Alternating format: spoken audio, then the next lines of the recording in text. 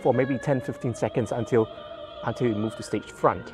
So it was very, very, how should I put it, exciting. There are no hard and fast rules. There are no steps, like you stick step 1, step 2, step 3, how do we understand opera? But you know, great art communicates, and all these operas and arias are fantastic work of art. So even if you don't know the language, the music speaks to you emotionally as a person.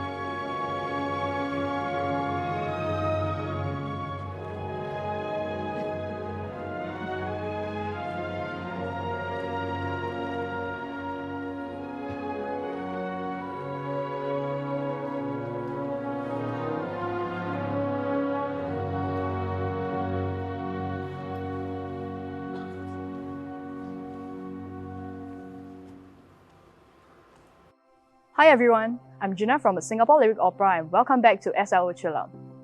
Today we have Conductor Joshua Tan on the new series, Let's Go Deep Diving. In this series, we get to better understand what are the roles of these remarkable individuals in their respective fields, what are their favourite operas, and also some challenges faced by them, like combining these different elements in an opera production. So Joshua, can you give us an introduction of yourself, please? Hi Gena, Hi. Nice to see you again. Well, my name is Joshua Tan. I'm a conductor and I've worked with SLO on numerous occasions. In fact, some of you may know, those who are closer to me may know that I actually played in the orchestra when I was a teenager. So I started off as a violinist, then of course I became a conductor. And at the moment I'm based in Singapore and I work with the Singapore Symphony Orchestra as their associate conductor and the Singapore National Youth Orchestra as their principal conductor. And sometimes, a lot of times I travel around to guest conduct as well. But I really love operas and that's principally why the reason I keep working with SLO. Okay, so Joshua, can you tell us more about what is your favourite opera and why? Well, that is one of the toughest questions I've ever faced. What is my favorite? Because it's such a difficult question to answer because there are just too many great operas around. I would say perhaps the opera that I'm doing at that point of time because I'm so immersed into it. But in general, I love all of the operas by Mozart as well as Puccini. Of course, all of us are very familiar with arias, and these are often compiled into CDs, the greatest hits. I recall my first interaction with opera was actually the recording, the Three Tenors in Concert. And this was done during the World Cup. I'm sure everyone knows about that. And I bought that CD and I was just so enthralled by the music. And of course, things moved on from there. I watched the whole opera and I discovered that there are also operatic scenes involving duets, trios, quartets, which were equally wonderful. So for me, that's just too much to choose from. But of course, for today's talk, we'll just concentrate on one aria, just to make things simple. We'll move on to that later. Okay, Yeah. sure. So what motivates you to keep doing opera? For me, opera is undoubtedly the most accessible art form in classical music. Because you have everything in there. You have the stage, you have the orchestra, you have great music, you have singers, you have choruses, and there's action on stage, and sometimes even dance. So it is one of the most entertaining form that you can find in this genre. So I think, contrary to what most people think that opera is difficult to understand, it is not. Because most of us approach opera by just listening to some snippets. It's just an audio clip, for instance. Yeah. But that doesn't present the full story. For instance, like going to ballet as well. You can't just listen to ballet music. Yeah. You need to go there and physically watch the whole production. And it's the same to a certain extent for opera as well. Then you get the full picture. And it's for most people, I would say almost everyone will enjoy an opera performance, a full production, because there's just so much to see and listen. So like Joshua, you conduct concerts, full ballet, opera productions, and like sometimes even work with multimedia with orchestra. So like, are there any difference between all these different genres? Or? For me personally, the principal goals are always the same. And that I have to get the best out of everyone. I got to really get into the music as well, to really understand it. The goals are the same, but of course, the factors surrounding the work environment is quite different. Of course, with a normal concert, we just have an orchestra on stage, perhaps performing a symphony, a concerto. With a ballet or opera production, there are other factors that come into play, especially if there's a full production on stage. I have to work with the director, I have to work with the singers, of course all the dancers, and the orchestra is in the pit versus on stage for a concert. So it feels, of course to me, it feels quite different, but still, to me, it's still music making. It's just it's on multiple levels when we're talking about ballet or operas. Okay. So like, what are some of the challenges you faced working with all these different elements? I think the greatest challenge I face is how to bring the best out of every single individual within a given circumstance. Because sometimes we work around the restriction of time. We don't have the luxury of like 3 months to prepare for an opera, a few days with the orchestra, a few days with the singers, maybe a few weeks with the director. And of course, in a full production, there is quite a distance, between me and the singers on stage. And the orchestra can't see the singers. And of course, there is another element that comes into play versus a concert, in the sense that there is stage direction. The singers have to move around, they have to act, they have to interact. Sometimes you have a huge cast as a chorus, there are children on stage, and they have to act, dance, and sing at the same time. And simultaneously, they have to listen to the orchestra as well. So you can imagine how complex it is. So it's my job principally to make sure that all these elements work together, so that everyone is comfortable and they're confident enough to sing well. So that sounded really complicated. Do you have like any interesting stories to share? Oh, well, depending on Yes, I do. In fact, a couple, but I'll just share one. Okay. Because in the pit, as I mentioned before, there's the element or the issue of distance. Yep. So in certain venues, sometimes it is hard for me to hear the singer. I can barely hear them, especially when the orchestra, because I'm in the pit with the orchestra, and the orchestra may be playing quite loud. So many times I've just to watch their lips, and I can't really hear what they're singing. Oh. Yes. Really? So it is a very, very scary situation. In fact, I've been in situations whereby, due to the stage direction, which we were unable to change, so that it facilitates better communication between me, the singer, and all those involved. I recall the singer was blocked by some props, and there was some action, and I couldn't see the singer at all for maybe 10-15 seconds until he moved to stage front. So it was very, very, how should I put it, exciting. That we were all hoping that we're at the same spot, when he came on and we could see each other and I could hear him and etc. Yeah. It's like, but there will still be lag time between like being in the pit and on stage, right? Because they can't really hear the orchestra as well, if I'm not wrong. We do use a little bit of fallback, but just enough so that they can hear the orchestra. There are monitors as well, video monitors that are placed in strategic spots. So even though they be all around the stage, they can still see me at some angle, not necessarily directly, perhaps from a video monitor. So we try as much as possible that there's no lag. So Joshua, you mentioned that one of your favorite operas is Madama Butterfly. So how about an example from there to help our listeners? Yes.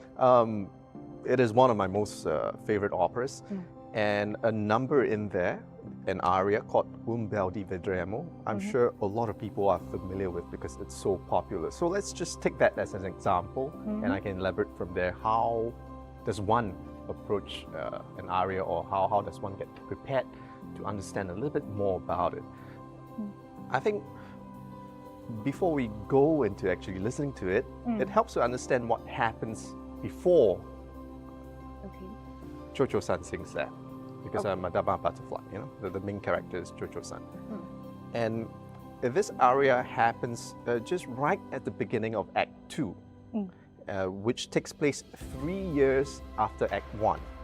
Now, at the ending of Act 1, we have this really gorgeous and long love duet between Cho-Cho-san and her husband, Lieutenant Pinkerton, an American.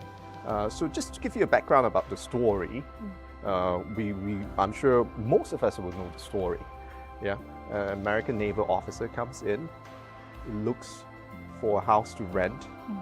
A marriage broker shows him the place, and it comes with a bride to be, Cho-Cho-san. And Cho-Cho gives up her religion, converts to Christianity, and she's very serious about Pinkerton. But we hear that Pinkerton remarks to the General Counsel that, this is only a temporary thing. I'll just be here for a short time, and in time to come, I'll get myself a real wife. So that's how it's set up. And if you follow the story, we are kind of prepared for the tragedy that follows. But of course, with that gorgeous love duet and that proclamation of love and sacrifice by Cho-Cho-san, perhaps there's a change of mind. But in Act 2, we learn that 3 years has passed. She has a son, and he's nowhere in sight. And her mate Suzuki, just before that start of the aria, tells her, with all these Americans, they don't come back once they leave. So there's no hope. She should just give up. Plus, they are running out of money, and they're desperate. Remember, she gives up her religion. And she's abandoned by all her family members. So she's all alone now. And at the start of the aria, just before that, she sees Suzuki, her mate, lying down there and crying. And the aria starts. And if we understand what happened before she sings this, it sort of gives us an idea to her state of mind as to why she's singing this. Perhaps out of hope, out of faith, is it blind faith? We don't quite know. But from the music, there are hints to it.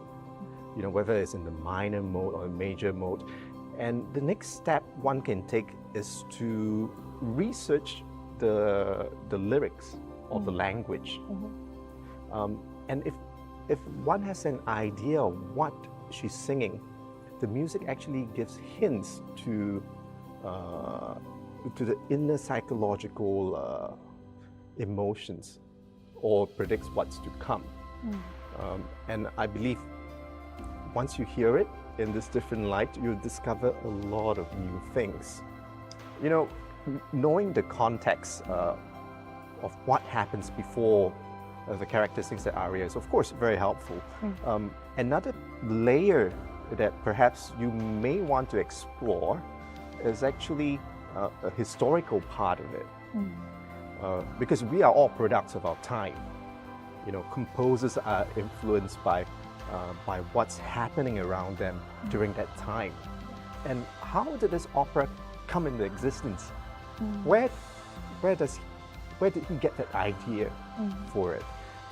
And I think, for me at least, as a conductor, I have to do a lot of research into it. And it's very interesting because you have to dig up the history, politics, what's happening in society, and even science and technology, because that will influence your interpretation.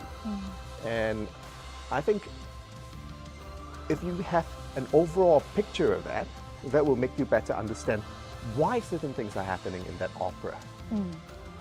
Because, you know, 1904, when the opera was premiered, it's a very different world than today. I think there are a lot of points that we went through on how one can dive deeper into appreciating opera.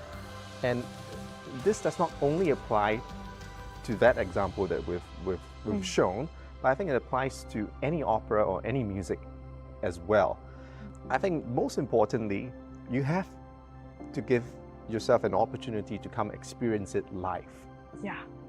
I think that's the most important, because it's quite different sitting at home and watching a tape performance, even though it's a full production, than getting into the venue and watching it live. So, Joshua, it seems like a very daunting task to appreciate opera for average listener. So, is that true? And are there any tips or shortcuts for people to learn how to appreciate opera? I don't think that is true at all. And I don't think personally that one needs to learn how to enjoy opera. It's an inborn thing that's innate in all of us. You don't need to learn how to enjoy good food, do you? So it's the same thing with good music. And I think what's most important is that you develop an understanding at your own pace. So remember I told you about the CD that I really love and how I got to know opera. It took me a long time to fully understand opera, but each step of the way I really enjoyed it as I discovered new things. And I think the best way to start is just randomly get a CD, greatest hits of opera, and just keep listening to it. Find something that you really like and enjoy, and then make it that start point. It's not very necessary to get too deep at first. Let your curiosity guide you. And of course, it's always good as a next step to get a very brief summary about what the opera is about or what the aria is about.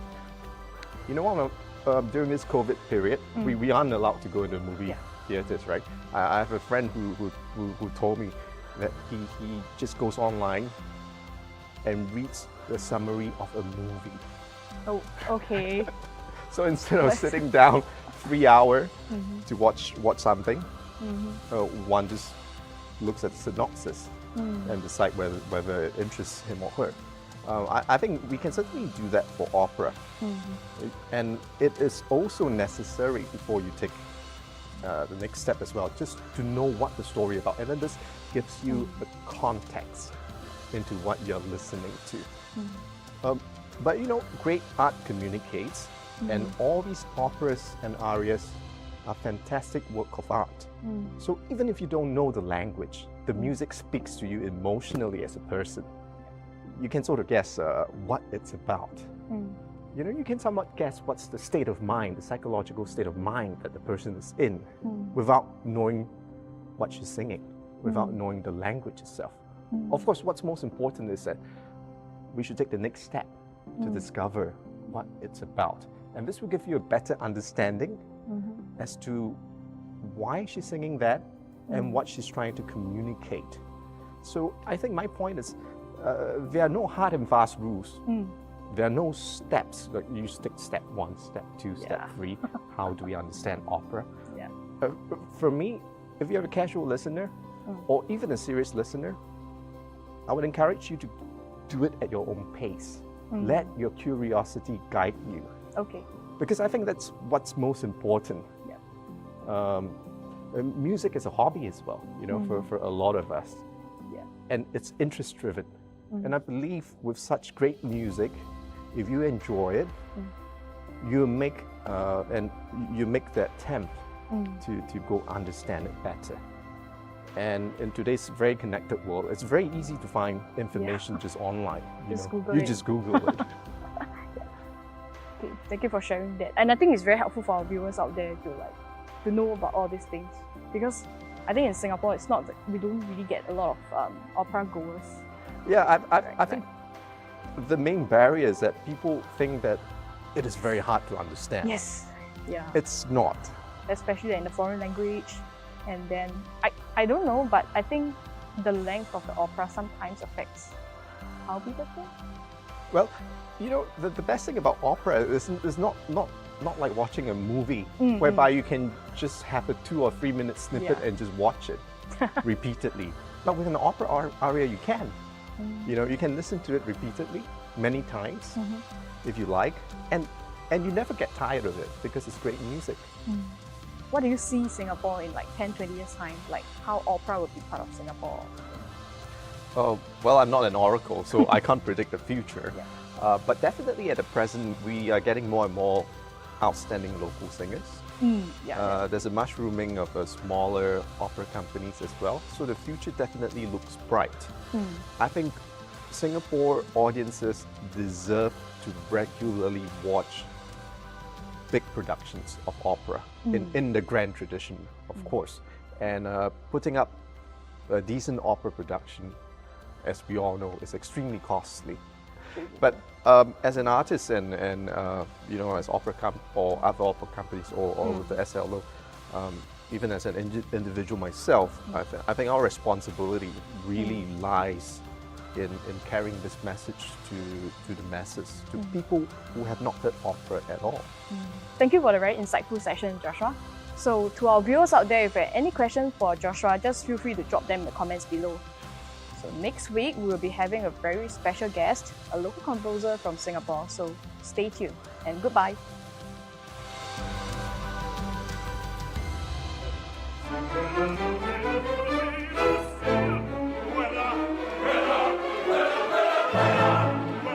I'm always thinking about the musician. I'm always thinking about how the musician, how the instrumentalist or the singer is going to deliver the music.